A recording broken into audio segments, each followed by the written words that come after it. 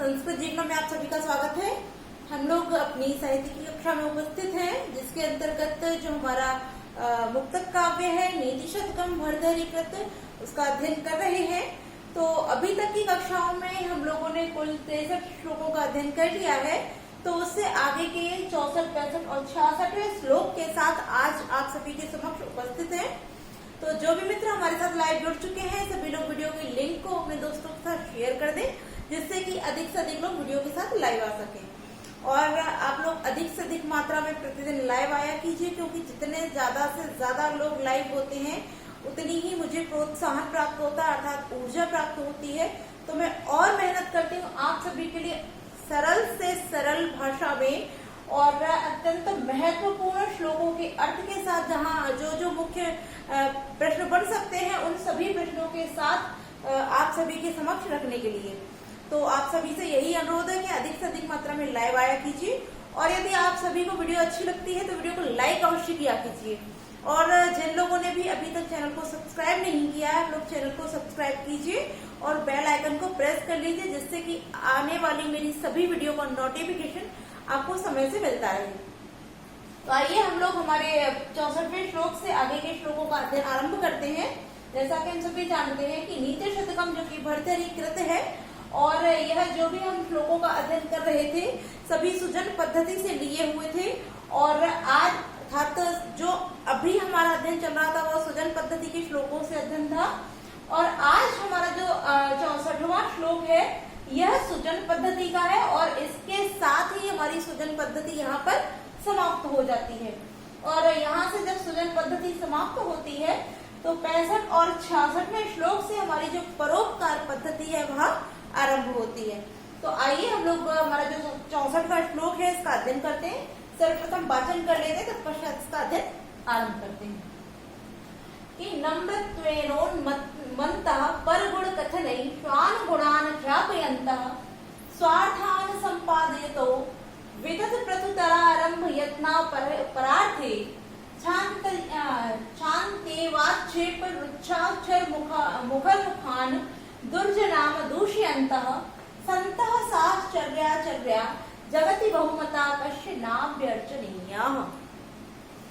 अब जैसा कि यहाँ अभी तक हम लोग जो भी अध्ययन कर रहे थे उनमें बताया जा रहा था कि जो सज्जन पुरुष होते हैं, सत्पुरुष होते हैं, उनके कितने कठिन व्रत होते हैं, अर्थात वह जिन कार्यों को करते हैं उन कार्यों को करना एक आसान व्यक्ति के लिए अर्थात एक सामान्य मनुष्य के लिए बहुत कठिन होता है। ऐसे कठिन कठिन व्रत बताए गए थे। उसी के लिए कहा गया था कि सताम केनोपदिष्टम विषम असिधारा व्रत उत्तम, अर्थात कि जो इदम व्रतम इदम। तो यह जो श्रुति थी इसमें बताया गया था कि जो सज्जन व्यक्ति होते हैं उनको किसने उपदेशित किया है कि तलवार की धार पर चलने के समान जो कठिन व्रत होता है, ऐसे कठिन व्रत का पालन करने के लिए सज्जनों को किसने उपदेशित किया है। तो यहाँ इस श्लोक में बताया जा रहा है कि जो सज्जन व्यक्ति होते हैं वह कैसे कैसे कार्यों को करते हैं। ऐसा नहीं कि वे अपने ही स्वार्थ या अपने ही हितों को चाहते हैं, क्योंकि जो अपना हित चाहते हैं वो सज्जन व्यक्ति नहीं होते हैं। तो यहाँ सज्जन व्यक्ति के गुणों के विषय में ही बताया जा रहा है, और यह भी बताया कि वह इस प्रकार से कार्य करते हैं तभी वह संपूर्ण संसार के पूजनीय होते हैं। तो आइए देखते हैं यहाँ भर्तृहरि जी क्या कहते हैं कि नम्रत्वेनोन्मत्तः, नम्रत्वेन धन उन्मत्तः हो जाएगा, उन्मत्तः। तो नम्रत्वेन अर्थात नम्रता के भाव से या नम्र स्वभाव से, तात्पर्य विनम्र स्वभाव से हो। उन्मत्तः उन्नति को प्राप्त करते हैं, उन्मत्तः अर्थात आगे की ओर बढ़ते हैं, उन्नति को प्राप्त करते हैं। कि जो सज्जन व्यक्ति होते हैं, अर्थात सज्जन को अभी छोड़ देते हैं, केवल हम सीधी सीधी बात करते हैं कि नम्र स्वभाव से अर्थात विनम्र स्वभाव से उन्नति को प्राप्त करते हैं। आगे कह रहे हैं कि पर गुण कथनई, पर माने दूसरों के, गुणों को, कथनई माने कहते हुए, अर्थात दूसरों के गुणों को कहने के द्वारा। कथनई यहाँ तृतीय व्यक्ति में प्रयोग किया गया है, तो कथनों से या कथनों के द्वारा, तो से यो प्रयोग कर लेते हैं कि दूसरों के गुणों को कहने से स्वान गुणान ख्यापयन्तः, स्वान माने अपने, गुणान गुणों का, ख्यापयन्तः विस्तार करते हैं अर्थात फैलाते हैं। कि जो विनम्र स्वभाव से अपनी उन्नति को करते हैं, ऐसा नहीं है कि किसी को भी परेशान करके, दुत्कार करके, उन्मत्त व्यवहार करके, ऐसा नहीं, अत्यंत विनम्रता के साथ जो अपनी उन्नति करते हैं, विनम्र भी होते हैं और उन्नति भी करते हैं, और दूसरे के गुणों को कहने से या दूसरों के गुणों को कहते हुए या कहने के द्वारा अपने गुणों को भी क्या करते हैं, विख्यात करते हैं अर्थात फैलाते हैं।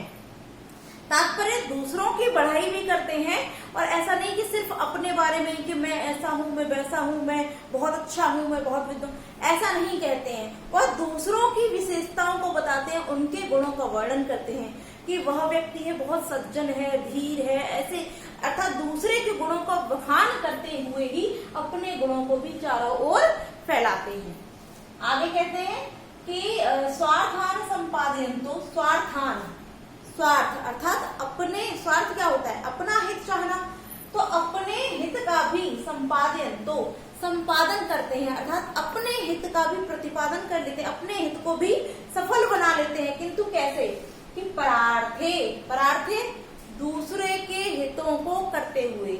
अब किस प्रकार से, तो परार्थे अर्थात दूसरे के हितों को संपादित करने के लिए, कि जो दूसरे व्यक्ति हैं, अन्य जन हैं, ऐसे दूसरे लोगों के हितों का संपादन करने के लिए वितत, वितत विस्तृत, पृथुतरा, पृथुतरा माने होता, पृथु माने होता मोटा, भारी इत्यादि जो शब्द होते हैं। तो तात्पर्य यहाँ जो अर्थ लिया वो महान अर्थात जो बहुत बड़ा है ऐसा, तो बड़े से तात्पर्य के महान, विस्तृत और महान। आरंभ यत्ना, यत्न माने प्रयत्न को, और आरंभ माने आरंभ करके, कि दूसरे के हितों को संपादित करने के लिए विस्तृत और महान कार्यों को आरंभ करके स्वार्थान संपादन, तो अपने हितों का भी संपादन कर लेते हैं, अर्थात दूसरे व्यक्तियों के हितों को भी करते हैं, और उनके हितों को पूर्ण करने के लिए वह तन मन धन से लग करके उस हित को पूर्ण करने के लिए उसका जो भी प्रयत्न होता है उसको बहुत अधिक प्रयास करके, प्रयत्न करके फैलाते हैं, और महान कार्य जो उनके अर्थात जो भी उद्देश्य होते हैं उनको अपने महान कार्यों से पूर्ण कर देते हैं, और उनके कार्यों को पूर्ण करते करते अपने हितों को भी संपादित करने वाले या कर लेते हैं। आगे कह रहे हैं कि शांत्या एव। अब हम यहाँ शब्द देखें तो शांति होता है, शांति अर्थात क्षमा शब्द से निष्पन्न है कि शांति, तो यहाँ शांति धन एव, तो शांति जो है वो तृतीय व्यक्ति में प्रयोग किया गया, क्योंकि यहाँ हम देखते हैं कि जो हमारा कथनई था वह भी तृतीया में था, और यत्ना है वह भी तृतीया में है, तो उसी प्रकार यहाँ शांति जो है वह भी हमारा तृतीया में, तो शांत्या हो जाएगा, शांत्या धन एव। तो शांति अर्थात क्षमा के द्वारा या क्षमा से ही, क्षमा से ही। आगे क्या कहते हैं, आक्षेप रुक्ष अक्षर मुखर मुखान। आक्षेप तात्पर्य निंदित या घृणित, रुक्ष रूखे यानी निंदा से रूखे, अक्षर शब्दों वाले, मुखर वाचाल, मुखान मुख वाले, कि जो निंदा से रूखे अक्षरों से मुख अर्थात वाचाल मुख वाले, कौन, दुर्जनाम, जो दुर्जन व्यक्ति होते हैं, ऐसे दुर्जन व्यक्तियों को शांत्या एव, क्षमा से ही अर्थात अपने क्षमा के स्वभाव से ही, तात्पर्य अपनी सहनशीलता के स्वभाव से, दूष्यंता क्या कर देते हैं, उसको तिरस्कृत कर देते हैं, दूष्यंता अर्थात दूषित कर देते हैं। तो दूषित करने का अर्थ क्या हो गया, यहाँ किसको दूषित किया जा रहा है, कि दुर्जन व्यक्ति ने जिस अर्थात जिसके मुख में सदैव निंदा के रूखे अक्षर रहते हैं और जो बहुत वाचाल होता है, ऐसे निंदित या घृणित शब्दों को, ऐसे निंदित घृणित रूखे शब्दों को जो अपने मुख में रखता है सदैव, ऐसे वाचाल मुख वाले दुर्जन व्यक्तियों को अपने क्षमाशील स्वभाव से या अपने सहनशीलता वाले स्वभाव से क्या कर देते हैं, तिरस्कृत कर देते हैं। आगे कह रहे हैं कि संता, संता तात्पर्य सज्जन व्यक्ति, स आश्चर्यचर्या, स आश्चर्य अर्थात आश्चर्य के सहित, तो आश्चर्य से युक्त और चर्या अपनी क्या, चर्या अर्थात व्यवहार, कि आश्चर्य से युक्त व्यवहार, और जगत माने होता है संसार, तो यहाँ जगत शब्द में सप्तमी विभक्ति प्रयोग की गई है, इसलिए यहाँ जगत शब्द है कि संसार में बहुमता, बहुमता से तात्पर्य है यहाँ पर महान या सम्माननीय। इस सम्माननीय कश्य माने किसके द्वारा, ना अभ्यर्चित, अर्चनीय, ना माने नहीं, अर्चनीय अभ्यर्चनीय अर्थात पूजनीय होते हैं। पुनः अर्थ देखते हैं कि नम्रत्वेन उन्मन्ता अर्थात जो विनम्रता से उन्नति को प्राप्त करने वाले होते हैं, दूसरों के गुणों को कहने से या कहने के द्वारा अपने गुणों का भी विस्तार कर लेते हैं अर्थात उनको फैला देते हैं। आगे कि परार्थे दूसरे के स्वार्थों को अर्थात हितों को संपादित करने के लिए विस्तृत और महान यत्नों को आरंभ करते हुए अपने हित का भी संपादन करने वाले या कर लेते हैं। आगे कि निंदित और रूखे, निंदा से रूखे अक्षरों वाले वाचाल मुख वाले दुर्जन व्यक्तियों को अपने क्षमाशील व्यवहार अर्थात सहनशील व्यवहार से तिरस्कृत करने वाले या कर देते हैं। अब यहाँ 3 विशेषताएं बता दी गई है किसकी, सज्जन व्यक्ति की। तो ऐसे सज्जन व्यक्ति और कैसे, आश्चर्य से युक्त व्यवहार वाले और महान या सम्माननीय संता, सज्जन, सज्जनों का अर्थात सज्जनों की जगति माने संसार में कश्य नाभ्य अर्चनीय अर्थात जो सज्जन व्यक्ति होते हैं, कैसे, आश्चर्य से युक्त व्यवहार वाले और सम्माननीय सज्जन संसार में किसके द्वारा पूजनीय नहीं होते हैं।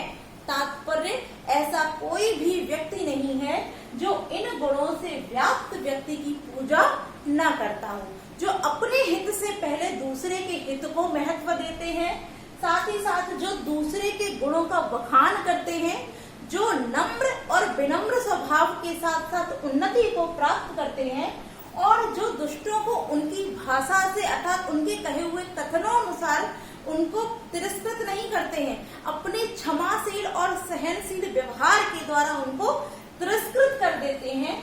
ऐसे आश्चर्य से युक्त व्यवहार वाले और सम्माननीय संत संसार में किसके पूजनीय नहीं होते हैं। कहने का भाव है कि प्रत्येक मनुष्य ऐसे व्यक्तियों की पूजा करता है। पूजा करने का तात्पर्य है कि उनको सम्मान देता है। तो अर्थ स्पष्ट हो गया है और मुझे पूरी आशा है कि आप सभी को अच्छे से क्लियर हो गया होगा। तो अब यहाँ प्रश्न देख लेते हैं। तो सर्वप्रथम प्रश्न यही हो जाएगा कि कैसे व्यक्ति संसार में किसके द्वारा पूजित नहीं हो अर्थात किसके द्वारा नहीं पूजे जाते हैं। तो क्या हो जाएगा, साश्चर्य जया, साश्चर्याचर्या और बहुमता संता अर्थात आश्चर्य से युक्त, और साथ ही साथ इनमें से भी कोई भी पंक्ति देकर भी पूछ सकता है कि क्या इनमें से जो व्यक्ति अर्थात इस प्रकार के व्यवहार करने वाले जो व्यक्ति होते हैं क्या वो सभी के द्वारा पूजित होते हैं, अर्थात अन्यथा नहीं, अर्थात किसके द्वारा पूजित नहीं होते हैं। तो कोई भी पंक्ति देकर भी पूछा जा सकता है। अब हम बात करते हैं यहाँ इनकी व्याकरणिक टिप्पणियां या हमारे जो समास संधियां इत्यादि हैं उनको देख लेते हैं। तो आइए सबसे पहले हम देखते हैं यहाँ नम्रत्वेन में हमने पहले ही बताया नम्रता, नम्रत्वेन अर्थात नम्रत्व के भाव में यहाँ तृतीय विभक्ति प्रयोग हुआ है। और उन्नमन्ता का देख लेते हैं। तो उन्नमन्ता का उत, आज स्थान हमारे पास पर्याप्त है तो लिखकर जान लेते हैं कि उत उपसर्ग के साथ जब नम और नम धातु के साथ जब क्षत्रिय प्रत्यय हम बहुवचन में प्रयोग करते हैं तब यहाँ उन्मन्ता शब्द हमारा निष्पन्न हो जाता है। आगे देखते हैं परगुणा। अगर आपसे केवल इतनी ही शब्द में पूछता है परगुणा में कौन सा समास है, तब परेशान गुणा परगुणा षष्ठी तत्पुरुष समास हो जाएगा। और यदि पूर्ण कथन बोलते हैं परगुणा कथनई हो तो परेशान गुणा तेषाम कथनई कथनान, तब भी यहाँ पर षष्ठी तत्पुरुष समास ही हो जाएगा। आगे हम देखते हैं हमारा लिखा हुआ यहाँ स्वान और गुणान इनमें द्वितीय बहुवचन है और ख्याप्यंतर शब्द की बात करें तो यहाँ पर हमारा ख्या के साथ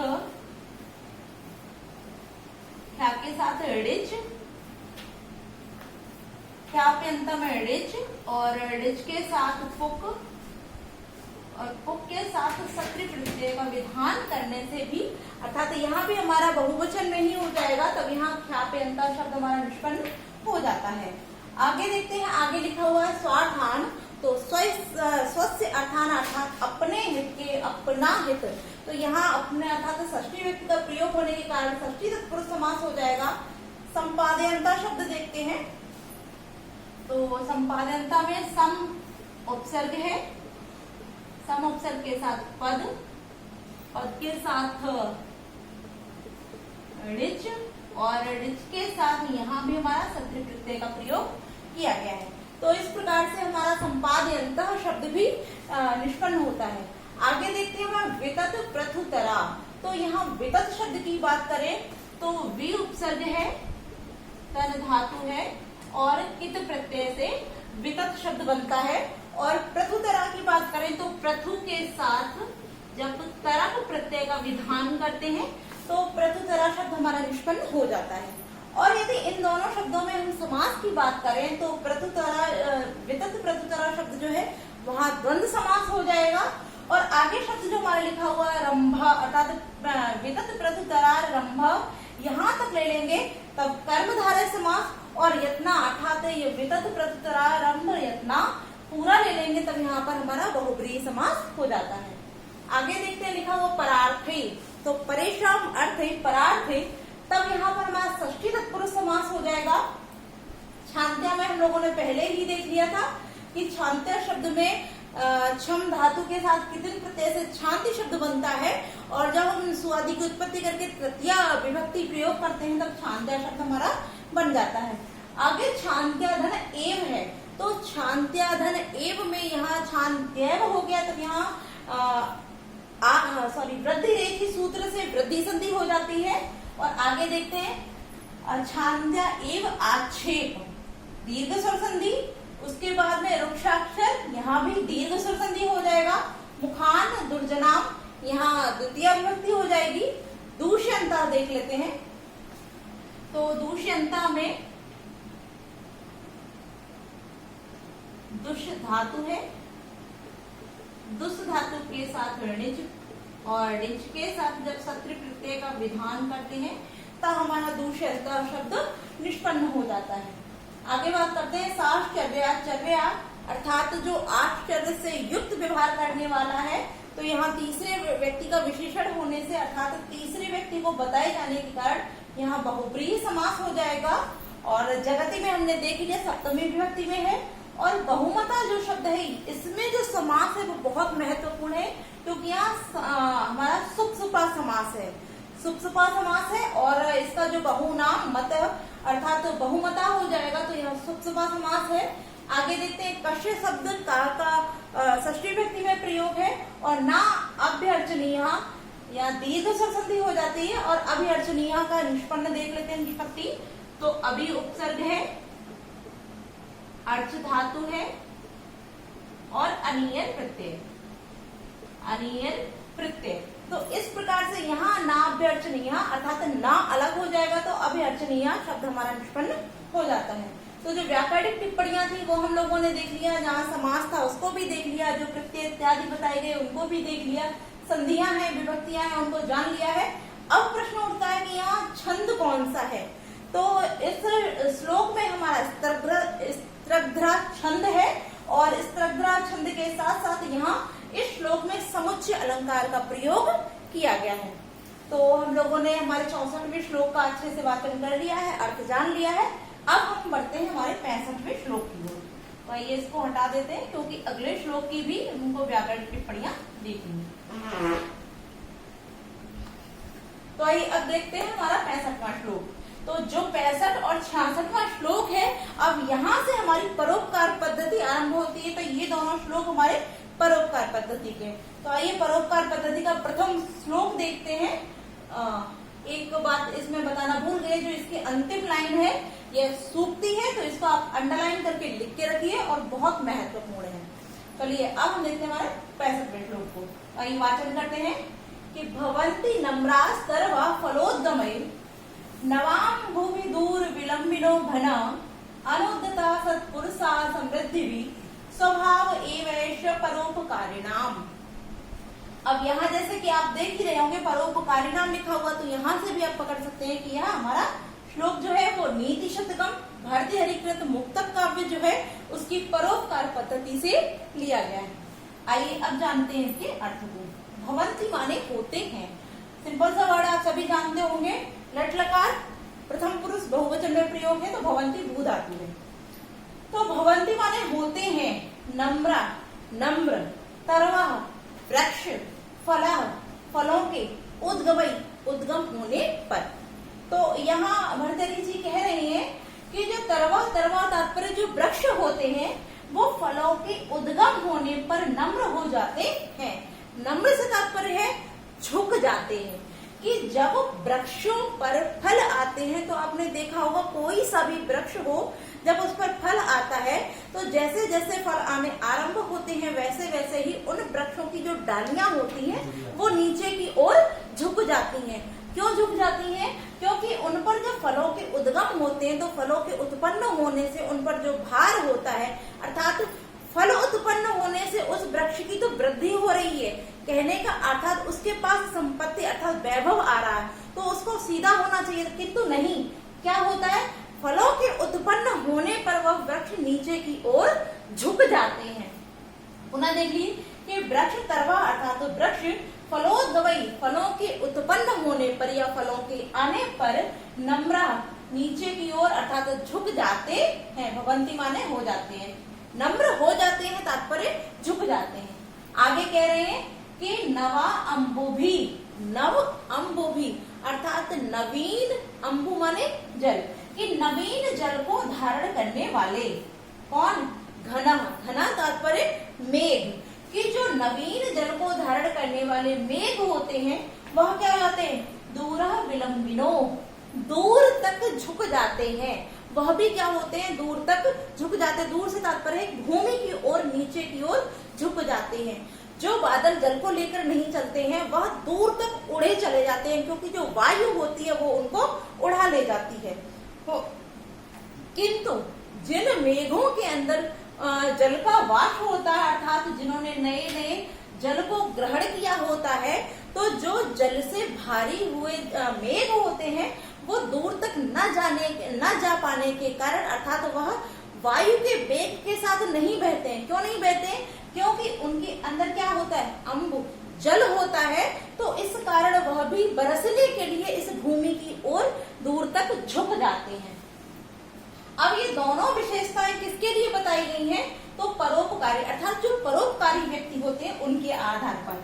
आगे देखते हैं कि अनुद्धता सत्पुरुषा समृद्धि भी अर्थात समृद्धि आने पर या समृद्धित होने पर, तात्पर्य यदि वैभव इत्यादि आता है तब। कौन? सत्पुरुषा, जो सज्जन व्यक्ति होते हैं उनके पास जब संपत्ति इत्यादि वैभव आ जाता है तब वह अनुद्धता, न अन माने नहीं, उद्धता माने उद्धत होते हैं, अर्थात वह कैसे होते हैं? उद्धत नहीं होते हैं, वह भी विनम्र हो जाते हैं। पुनः देख लीजिए कि जो सज्जन व्यक्ति होते हैं वह भी समृद्धि आने पर विनम्र हो जाते हैं। एव ऐसा स्वभाव परोपकारिणाम, यहाँ ऐसा शब्द निकला है। ऐसा माने यह, एव माने ही, यह ही स्वभाव, स्वभाव अर्थात उनका स्वभाव तात्पर्य प्रकृति, परोपकारिणाम जो परोपकार अर्थात जो दूसरों का उपकार करते हैं ऐसे व्यक्तियों का यही स्वभाव होता है। तात्पर्य जो परोपकारी स्वभाव के व्यक्ति होते हैं, जो सज्जन व्यक्ति होते हैं, उनका यही स्वभाव होता है। पुनः एक बार अर्थ देख लीजिए कि जब वृक्षों पर फलों का उद्गम होता है अर्थात वृक्षों पर जब फल उत्पन्न होते हैं, आते हैं, तब वह नीचे की ओर झुक जाते हैं, नम्र हो जाते हैं, तात्पर्य नीचे की ओर झुक जाती हैं। और नवीन जल को धारण करने वाले मेघ भी दूर तक झुक जाते हैं, तात्पर्य भूमि की ओर झुक जाते हैं। और हो सकता है कि कुछ लोगों की पुस्तक में यहाँ दूर की स्थान पर भूमि दिया हो, क्योंकि कुछ कुछ पुस्तकों में दूर दिया है, कहीं कहीं भूमि भी दिया है, तो इसलिए हो सकता है कि आपकी पुस्तक में भूमि हो या दूर हो। दोनों का अर्थ एक ही है कि भूमि पर झुक जाते हैं या दूर तक झुक जाते हैं। आगे कह रहे हैं कि सत्पुरुषा जो सज्जन व्यक्ति होते हैं वह समृद्धि आने पर या संपन्न हो जाने पर विनम्र स्वभाव के हो जाते हैं, तात्पर्य विनीत हो जाते हैं। अनुद्धता उद्धत नहीं होते हैं, विनम्र हो जाते हैं। एवैषा ऐसा ही परोपकारिणाम परोपकारियों का स्वभाव, अर्थात यही परोपकारियों का स्वभाव होता है।